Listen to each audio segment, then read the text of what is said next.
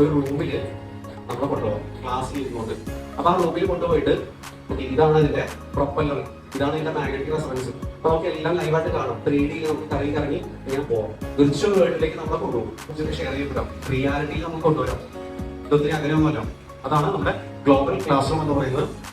Technology will connect students and teachers globally, breaking geographic barriers and fostering cultural exchange and collaboration. കൂടി അത് പാരന്റിന് അവരുടെ ഫോണിൽ വരുന്ന ഒരു സിസ്റ്റം. അപ്പൊ അത് മനസ്സിലായി എന്റെ കുട്ടിക്ക് ഏത് കോളേജിലാണ് വർക്ക് ചെയ്യുന്നത്, എന്തൊക്കെ ആക്ടിവിറ്റീസ് കൊടുത്തു, എന്താണ് റിപ്പോർട്ട് പ്രോഗ്രസ് എന്നാണ് റിപ്പോർട്ടിലേക്ക് അല്ലെങ്കിൽ സ്റ്റെപ്പുകൾ ടെക്നോളജി യൂസ് ചെയ്തുകൊണ്ട് ചെയ്യാം. എക്സെപ്ഷൻ ലേണിംഗ് പ്ലാറ്റ്ഫോം വഴി ഇത്തരം കാര്യങ്ങൾ ചെയ്യാൻ പറ്റുമെന്നാണ് ഞാൻ പറഞ്ഞത്.